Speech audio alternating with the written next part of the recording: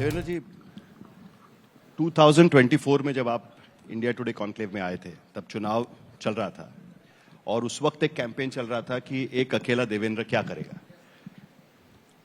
तो क्या हम मानकर चले कि उसका जवाब मिल चुका है कि अब देवेंद्र अकेला नहीं है, देवेंद्र के साथ बाकी लोग भी है? क्या उसका जवाब मिल चुका है? मैं ऐसा मानता हूं कि उसका जवाब मिल चुका है और देवेंद्र कभी अकेला था ही नहीं। ये तो लोगों को इल्यूजन तैयार होता है कि देवेंद्र अकेला है, और मेरे तो फायदे का वही है कि उनको ये लगे कि देवेंद्र अकेला है तो वो फिर देवेंद्र को अंडर एस्टिमेट करते हैं, और फिर जो पूरी हमारी सेना है वो सारी सेना मिलकर हमारा माइट क्या है, हमारी ताकत क्या है, उनको दिखाते हैं। तो मुझे ऐसा लगता है कि अब I think that they must have realised कि एक अकेला देवेंद्र क्या करेगा। देवेंद्र कब अकेला था? क्योंकि आपने बोला कोई लोग अंडर एस्टिमेट करते, वो लोग कौन है? नहीं, वो तो आप लोग जानते हैं, जिन लोगों ने ये सारी चीजें कही वही वो लोग हैं। मैं नाम थोड़ी लेना चाहूंगा, लेकिन मैं पक्का कहता हूं कि देवेंद्र अकेला कभी नहीं था और रहने का कारण भी नहीं है। देखिए, मैं जिस पार्टी को बिलोंग करता हूं उस पार्टी की एक शील्ड मेरे साथ है, और जिस पार्टी के नेता प्रधानमंत्री नरेंद्र मोदी हो उस पार्टी का कोई नेता अपने आप को अकेला क्यों समझेगा? सवाल ही नहीं उठता।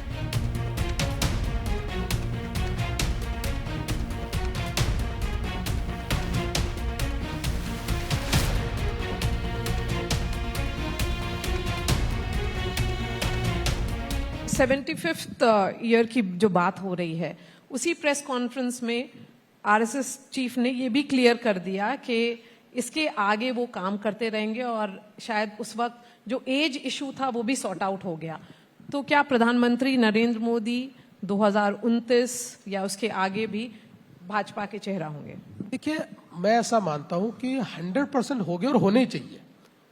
आप देखिए, एक बहुत एफिशिएंट प्राइम मिनिस्टर हमको मिले हैं, 24 घंटे काम करने वाले प्राइम मिनिस्टर हमको मिले हैं, जिन्होंने देश को विकसित भारत के एक पटरी पर अभी लाया है, और भारत बहुत तेजी से आगे बढ़ रहा है। अब हम चौथी बड़ी अर्थव्यवस्था बने, तीसरी बड़ी अर्थव्यवस्था की ओर हम लोग जा रहे हैं, फिर दूसरी अर्थव्यवस्था की ओर हम जाएंगे।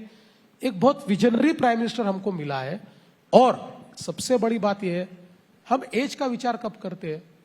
अगर आपकी शारीरिक और मानसिक क्षमता जो है वो क्षमता अगर एज के कारण कम होती है तो हम ये विचार करते हैं कि भाई हमने इसका दूसरा विचार करना है।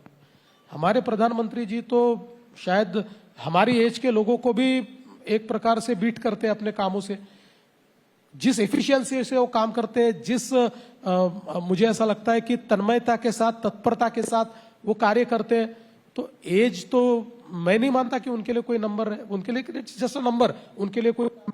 तो इसलिए मैं तो ऐसा मानता हूं कि भारत के लिए प्रधानमंत्री मोदी जी एक ऐसा नेतृत्व है, जब तक उनमें शारीरिक क्षमता है, मानसिक क्षमता है, तब तक भारत को उन्होंने ही लीड करना चाहिए, ऐसा हमारा मत है।